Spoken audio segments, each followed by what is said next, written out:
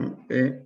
Estamos en el documento, ¿no?, sobre los protocolos que hay que tener en cuenta para la investigación en ciencias sociales. Sigamos, Karina, por favor. Conciencia de la posición del investigador en ciencias sociales. En la investigación social, el investigador no es ajeno a la realidad social que estudia. Posee una identidad o varias que lo posicionan de cierta manera en su relación con los sujetos participantes de la investigación. En el caso ejemplo, Mariel y Cristian no parecen muy conscientes de la posición que ocupan en el escenario social y el impacto que puede tener su identidad en sus relaciones, en particular su relación con el alcalde, en la manera en que la población los percibe y cómo esto puede afectar la información que recoge. Desarrollar la conciencia de dicha posición es fundamental, pues para comprender las formas en que la presencia del investigador puede ser interpretada en el campo, las relaciones de poder que se generan, las expectativas que se crean, etc. Dicha conciencia permite no solo un trabajo más reflexivo en relación a la realidad social, sino que también hace posible tomar todo ello en cuenta frente a situaciones que pueden involucrar dilemas éticos. Perfecto. Entonces, estamos estudiando ese caso, ¿no? Veamos cómo nos debemos comportar en campo. Sigamos, Karina.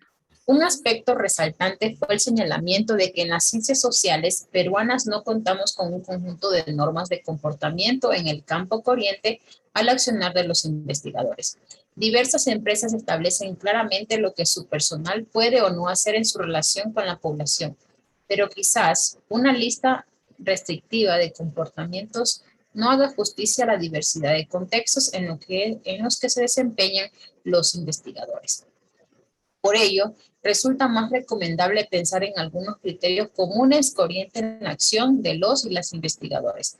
Otros cuerpos profesionales en América Latina y el mundo tienen códigos de ética que justamente orientan la acción de los profesionales de dichas disciplinas. Puede consultarse un listado de los mismos en la bibliografía. La PUCP posee un reglamento de ética de carácter más general, sobre la base del cual se pueden proponer criterios más específicos para diversas disciplinas. Ya, Karina, un paréntesis. Justamente revisando esto, me busqué si es que en la Universidad Central existía. Entonces, en la segunda sesión, la segunda parte, ya vamos a ver específicamente cuáles les pide la Universidad Central y que ustedes van a tener que considerar, ¿no? Fue lo que logré encontrar de mis búsquedas, pero creo que es un documento importante que nos va a orientar al respecto, ¿no? Evidentemente aquí está hablando de esa experiencia peruana, pero tenemos el documento ya específico y lo haremos el análisis en la segunda parte. Sigamos, Karina. Finalmente, un tercer momento se constituye cuando, después del trabajo de campo y procesamiento de la información, se generan reportes o informes de investigación en los que se fundamenta el tema, se narra cómo se realizó la investigación y se informa sobre cuáles fueron los resultados obtenidos a partir del diseño o hipótesis esbozadas. Perfecto. Muchas gracias, Karina. Bueno, entonces lo que yo les dejaría es el documento. Les recomendaría, ¿no? Esto ya no se va a poder verificar de mi parte como actividad. Yo les recomendaría que se estudien el caso 3 también, para que vean otras situaciones, ¿no?, en las que pueden presentarse y de cosas que aparentemente no se está violando la ética, en realidad sí se está haciendo. Entonces, es fundamental que se estudie en el caso 3. Si no quieren revisarle todo el documento o leerle todo el documento, porque ya se está repitiendo ciertas cosas, ¿no es cierto? No habría problema. Pero no pueden dejar de revisar el caso 3 para tener mejores pistas de cómo puedo identificar conflictos éticos en una investigación que aparentemente no tiene, ¿no? Especialmente por el hecho de que muchos de ustedes van a trabajar en instituciones que podrían considerarse públicas. Aunque yo les diré que más restricción o mayor cuidado van a tener que manejar con tenazas del aspecto ético en las instituciones privadas. Si no, acordaránse de eso.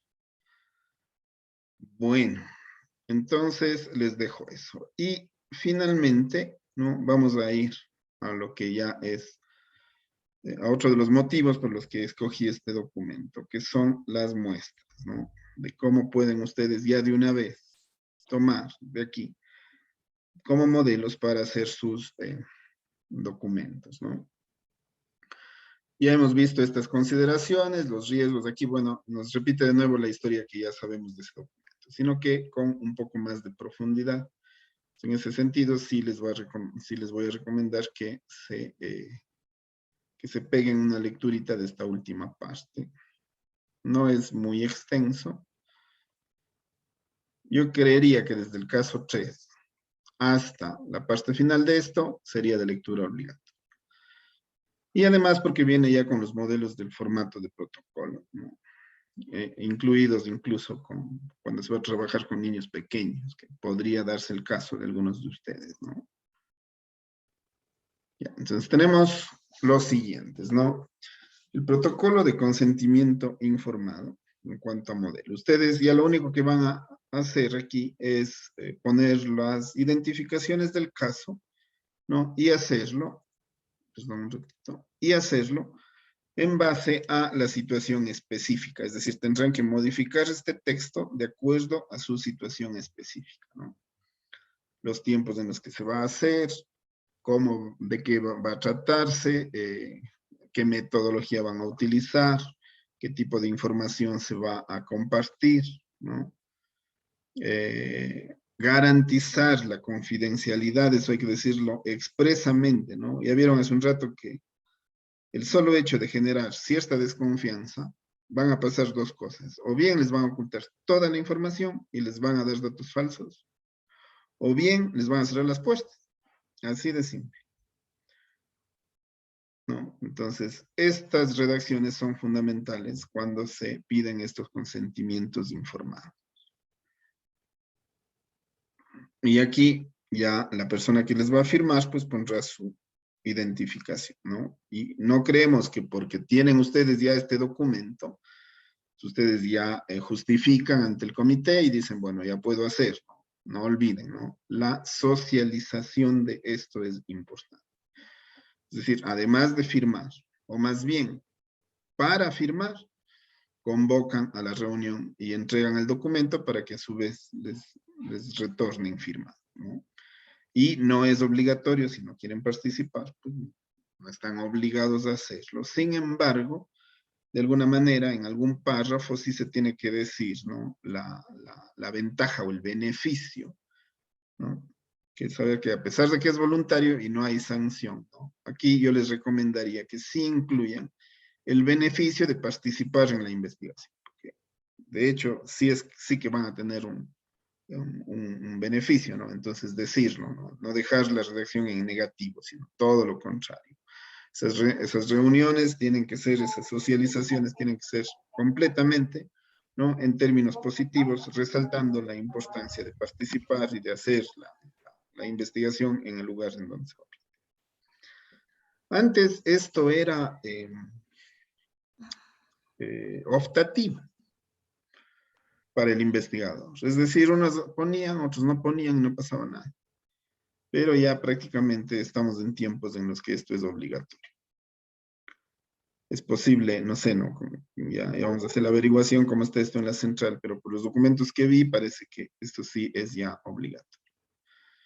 En caso de que se requiera aplicar consentimientos de tipo oral, aquí está el modelo, ¿no? Ustedes hacen la grabación del consentimiento en base de este texto y podrían tener ya ese consentimiento grabado, luego lo transcriben y ya tienen el consentimiento, ¿no? Entonces ahí está la respuesta, ¿no? Lo que les había mencionado. Y este es un modelo para niños, es decir, si es que ustedes tienen niños pequeños con los que se vaya a trabajar, ¿no? Ellos igual tienen que estar informados, ¿no? Entonces aquí les da un modelito de cómo podría tratarse. Allí tal vez puedan contar con la asesoría del DECE, ¿no? Si es que esto de aquí sería adecuado hacerlo para su institución específica. Muy pocos de ustedes van a trabajar con niños pequeños, pero si alguien lo va a hacer, aquí tiene una buena idea de cómo fundamentar, ¿no? Estas consideraciones éticas dentro de su investigación, Su investigación va a ganar muchísimo con estas consideraciones. Tengan muy claro eso, ¿no? Cuando sus evaluadores vean esto, van a ver que hay un valor agregado a su diseño, porque no es muy común que esto se considere. Entonces, véanle la posibilidad, ¿no?, de aplicarlo. Y les dejo allí el documento y obviamente esta pequeña bibliografía que les puede servir. Ahora,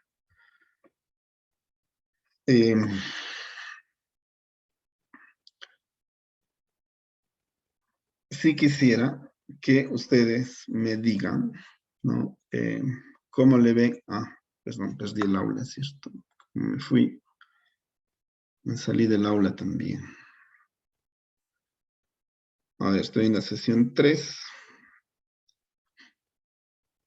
Estoy en esta primera parte, ¿no?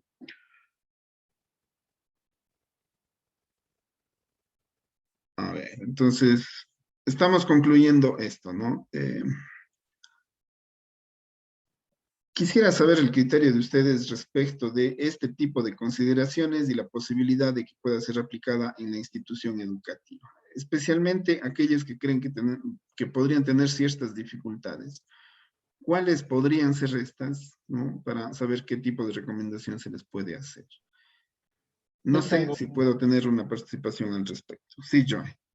más que participación, tengo una pregunta. Claro, encantado. Tengo más preguntas que aportes. ¿Ya? Voy a poner un ejemplo, ¿no? Ajá. Yo trabajo con los novenos.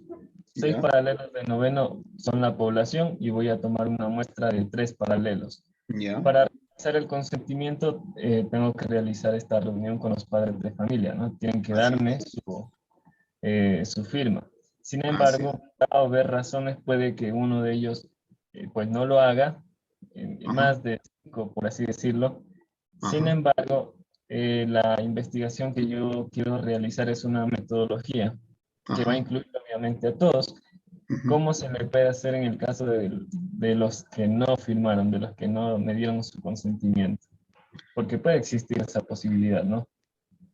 Puedo saltar. Sí, sí, puede haber la posibilidad de que una persona no firma, pero usted necesita aplicar una metodología en la que no puede, por ejemplo, excluir a un estudiante, ¿no? A ver, ahí tendría dos caminos. El uno sería un poco drástico, ¿no? En el sentido de que la persona que no firmó, usted no le incluye en la investigación y no asistiría a esas sesiones en las que se va a aplicar esa metodología.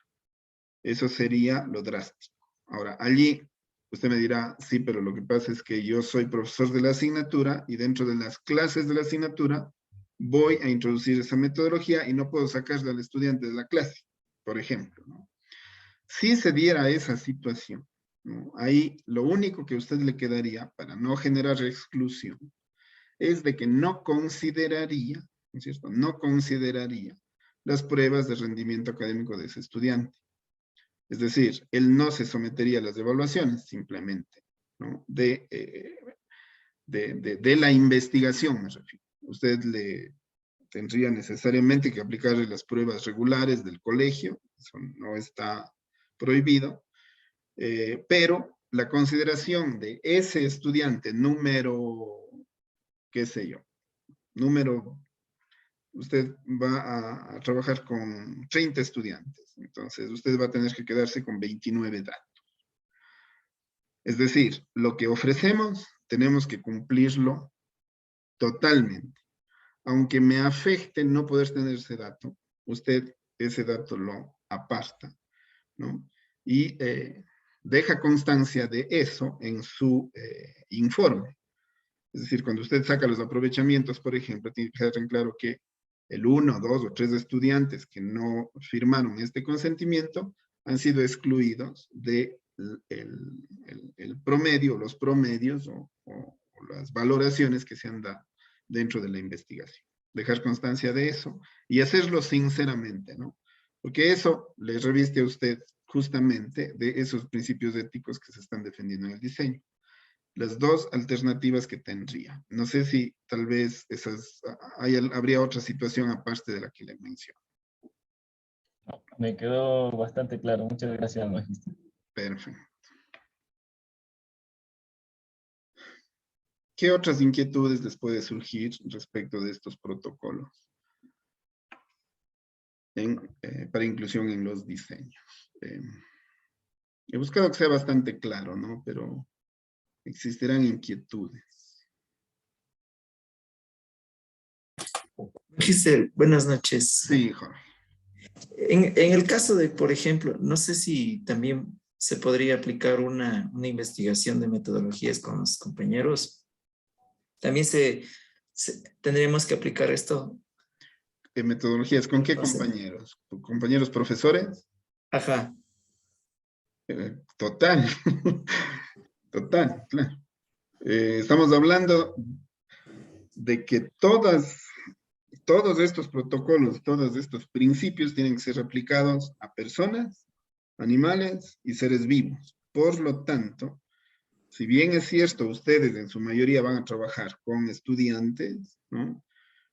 Muchos de ustedes también lo harán con colegas, ¿no? O lo querrán aplicar para saber qué criterios tienen respecto de algo que tiene que ver con la matemática en la institución. Es decir, podrían trabajar, por ejemplo, con sus compañeros del área. Y basta que les vayan a hacer una entrevista, esa entrevista tiene que ser consentida. Tiene que persuadirse a la persona previamente, incluso le debe dar las preguntas de forma anticipada. En la segunda parte les voy a dar un modelito de entrevista en la que ustedes ya previamente hacen toda la guía de entrevista e incluye aspectos éticos garantizando la confidencialidad de los datos, ¿no? Los nombres no vamos a dar absolutamente de nada. Entonces, si la pregunta es, ¿y si trabajamos con compañeros, con dirigentes, con autoridades, con personas del circuito o del ministerio? Absolutamente con todos. Hasta la última persona que vaya a darles información debe ser con consentimiento informado. Esa sería la respuesta. Sí, gracias, doctor. Bueno, mi pregunta nace porque, por ejemplo, en la institución en la que yo trabajo, yo doy el bachillerato, sin embargo, tengo solamente un curso, entonces como que se me hace complicado esta parte de tener una muestra y un grupo de control. Entonces, ¿Ya? decía, ¿sería factible aplicar una investigación a los compañeros docentes de matemática? Sí, totalmente. Sí lo puede hacer. Y con consentimiento además. Gracias, doctor. Uh-huh.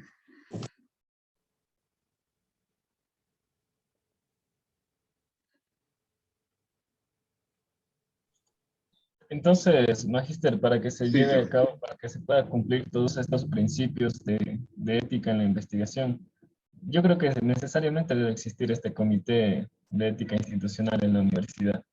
Yo creo que sí. En la segunda parte vamos a ir específicamente, exista o no exista, a respetar los principios éticos que están allí establecidos. Así que no nos vamos a saltar el paso por más que no exista. Pero sí, estoy de acuerdo con usted, debe existir. Lo único, si aplican o no aplican a las maestrías, porque también ocurre que todavía se piensa que esto solo debe aplicarse en ciencias médicas, lo cual es un error, ya hemos visto, ¿no? Esto debe aplicarse a todas las áreas. Ciencias sociales también intervienen. Por lo tanto, yo creería que todas las maestrías deberían pasar este filtro. En el caso de que ustedes no apliquen este filtro, eso no quiere decir que ustedes no van a tener estas consideraciones éticas. Sí las van a tener. Igual van a dejar constancia de esto en su protocolo. Ya les voy a decir en qué parte específica del mismo. Pero deben colocarlo, ¿no? Y con eso, haya o no haya, igual eso va preparado para el filtro. Por lo tanto, sería solamente un dato informativo lo que nos va a traer José Luis en el sentido de que exista o no, el comité, aunque sería bueno saber que existe, para que ustedes no vayan a saltarse en en ningún caso esto y lo hagan con la rigurosidad con la que aquí estamos viendo que se debe proceder. Doctor, una Sí, José consulta. Luis. Esencialmente debe de ser comité de bioética, no de ética o... A ver, esencialmente, si es que existe un comité de ética, que me parece que sí, pero no necesariamente estos comités analizan todas las tesis. Los comités de bioética son los que dan estos protocolos y los filtros que tienen que pasar. Son ellos generalmente los que autorizan o no. Ahora, sea en el uno o en el otro caso, sería importante saber si es que existe o no este filtro. Es decir, si aplican ese filtro a las maestrías, de que existan los principios éticos considerados dentro del diseño. Si es que se aplica ese filtro. Esa sería la consulta, ¿no? Más bien ahí ya cabrían hacer dos consultas. Primero, ¿hay el comité de bioética, sí o no? Si es que hay, ¿aplican el filtro a todas las maestrías o solo a determinadas? Y si dicen que no a las de ustedes, pues la siguiente pregunta sería si el comité de ética aplica el filtro a las maestrías del área social. ¿Sí o no? Si es que ambas respuestas son no, igual nosotros vamos a poner, ¿no?, nuestro apartadito de 1 o 2 párrafos en el que diga las consideraciones éticas de la investigación. Así sería. Ya, gracias. Listo. Una última consulta, doctor. No Sí, sé si Juan. de pronto estoy molestando mucho. No, está bien. Por ejemplo, si la investigación va enfocada a compañeros docentes, ¿cuál sería la muestra? ¿Cuántos docentes serían la muestra? ¿Y esta investigación sería de tipo descriptivo, no? ¿O sería cuasi experimental? Depende cómo usted la diseñe. Si es que usted va a hacer intervención con los compañeros, sería cuasi experimental. Si es que algunos van a participar y otros no, y quiere contrastar resultados. Le veo difícil que pueda hacer por la cantidad de profesores que no es mayor en el área de matemáticas. Y justamente en ese sentido, lo más probable es que sea descriptiva. Y al ser descriptiva, lo más probable es que vaya a considerar a toda la población. Es decir, va a trabajar con una muestra saturada. Prácticamente, ¿con quién terminaría trabajando? Con sus compañeros de área. Y por más grande que sea el colegio, los compañeros de área, ¿a cuántos pueden ascender? ¿A 10? ¿A 12? Con mis compañeros de maestría. Esa es otra posibilidad. Esa es otra posibilidad, pero cuidado. Ahí debe tener cuidado. Porque eso quiere decir que su población es súper amplia y usted está considerando a los compañeros de maestría como su muestra. Entonces usted va a trabajar con profesores de matemática, ¿no? Que tengan qué características. Ahí tiene que ver bien cuál va a ser su población. Ahora, los compañeros de maestría como población, le veo un poco difícil, salvo que quiera hacer respecto de una investigación de la maestría misma. Si quiere hacer una investigación sobre la maestría o sobre el aporte que está dando la maestría, sobre la maestría misma, consideraría que sus compañeros son su población. Pero no creo que vaya por allí. Usted querrá ir a aspectos que sus compañeros trabajan en matemática, pero resulta que esos compañeros, ¿no?, son una muestra de una población mucho más grande. ¿Y cuántos profesores pueden haber eso, por ejemplo, en su distrito, no? En su distrito, ¿cuántos profesores hay de esto? Habrán unos 100, unos 200 profesores. ¿Y cuántos de esos profesores usted puede llegar? Los compañeros de maestría, ¿cuántos son? Yo le diría, ¿no? Si son unos 200 profesores y usted tiene 20 profesores en la maestría que trabajan en eso, usted sí tiene una muestra representativa porque tiene el 10%. Si son menos que eso, ya no tiene muestra. Entonces ya, ¿cómo va a justificar la muestra? Ya se vuelve un poco más complicado. Piénsele por ese lado y ya si quiere la asesoría específica, ¿no?, cuando revisemos ya esto en la siguiente parte, en la segunda parte, cuando ya revisemos los trabajos que les van a entregar o que ya me han entregado, ¿no? En alguna parte específica, me dice cuál es la idea para orientarle ya directamente. ¿Hecho?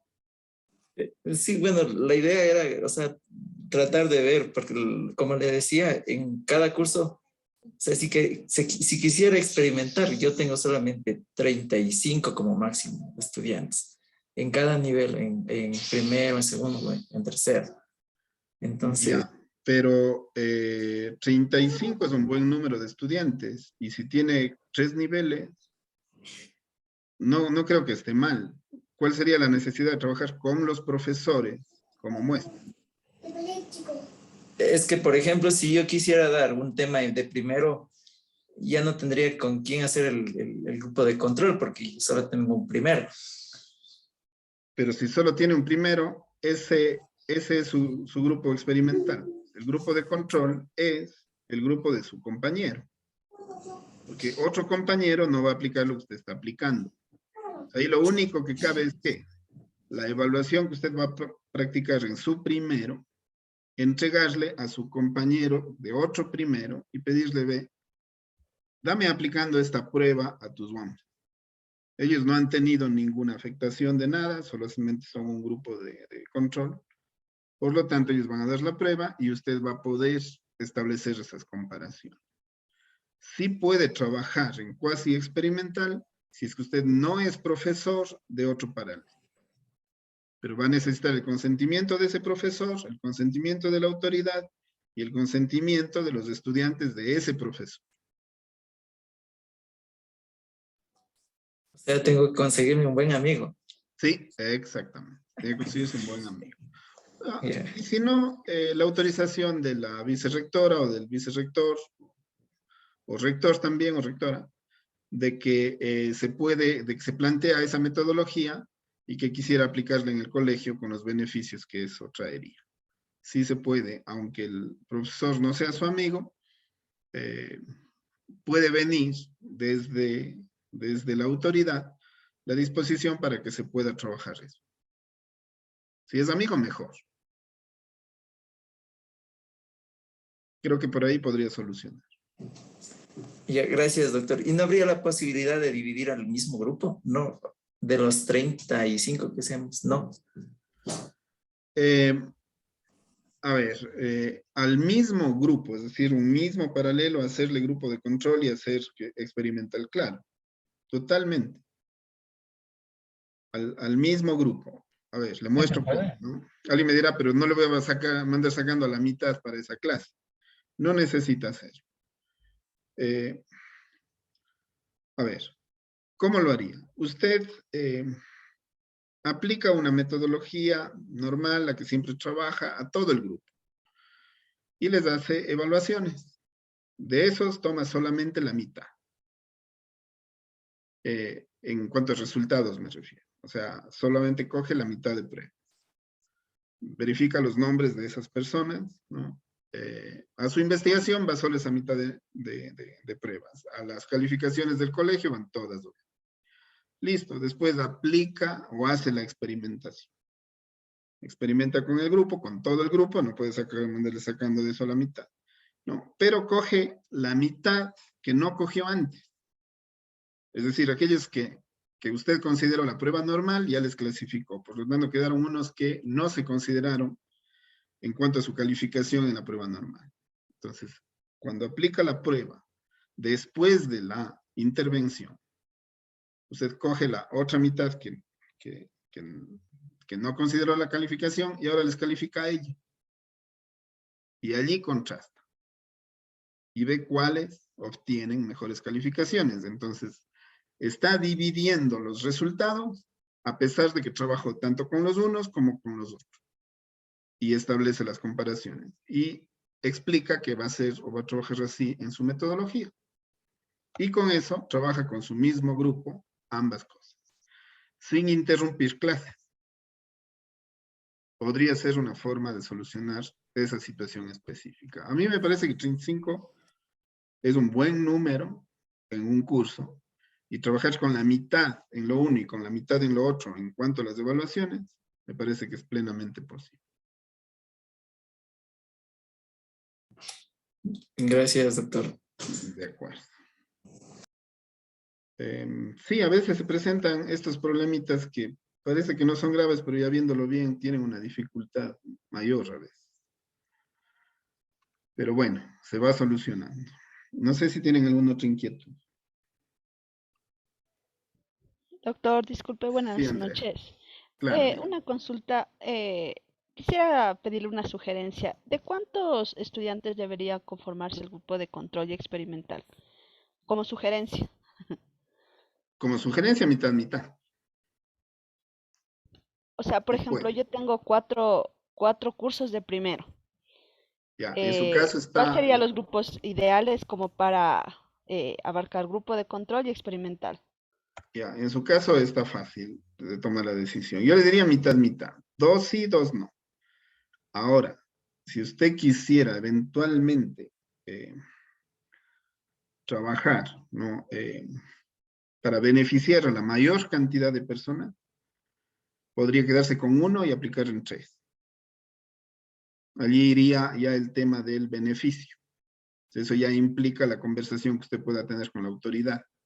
Ojo, ¿no? No pueden aplicar ninguna investigación que no tenga el consentimiento de autoridad, sea privado, sea fiscal. Y si es privado, todavía con mayor razón.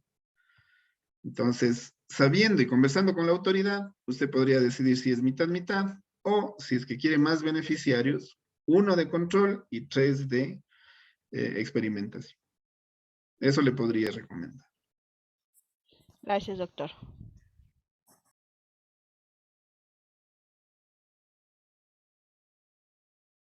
Bueno, entonces, creo que estaría. A ver, Sandra. Disculpen, Dígame. me surge una duda. Claro. Le estaba diciendo al compañero, oye, a la compañera que, por ejemplo, con un curso de 35 para la experimentación y otro curso de 35 para la comparación, es solo una cuasi Experimental. experimental. Es ¿Con una qué cuasi cantidad experimental, no es experimental, sí. ya, con qué cantidad, exactamente, con qué cantidad de estudiantes sería experimental? No es en base al número de estudiantes. No por el número de estudiantes, su investigación se convierte en experimental. Una investigación se convierte en experimental cuando usted a los estudiantes, ¿no?, les va a aplicar pruebas que tengan que ver con aspectos físicos, emocionales, o de medicamento, o de alimentación, o de respiración, ¿no? Es decir, algo que les afecte físicamente, algo que les haga que independientemente de metodologías que usted pueda tratar, ¿no? Porque eso no es el caso, metodología no es una afectación física, ¿no? Sino que les pueda afectar eso a la forma en la que ellos reaccionan. Les ponía el ejemplo de un purificador de aire. Ya. Usted tiene un grado y les va a aplicar un purificador de aire y les va a aplicar una evaluación. Y va a comparar con una evaluación que hizo cuando no había un depurador de aire. Allí Claro. es de experimental. Es por las Ya. condiciones de la investigación que se hace experimental o cuasi. Las O sea cuasi que son estas que estamos diciendo, grupo de control, grupo de intervención. Las investigaciones de intervención en el ámbito educativo son cuasi experimentales, no experimentales. Todas las que vamos a hacer son cuasi experimentales. Listo. Sí, si es que hay grupos de control. Y si no hay grupos de control, son descriptivas. Ya. Otra pregunta. Cualitativas y cuantitativas, ¿cuál sería exactamente la diferencia? Porque ahí ya me perdí.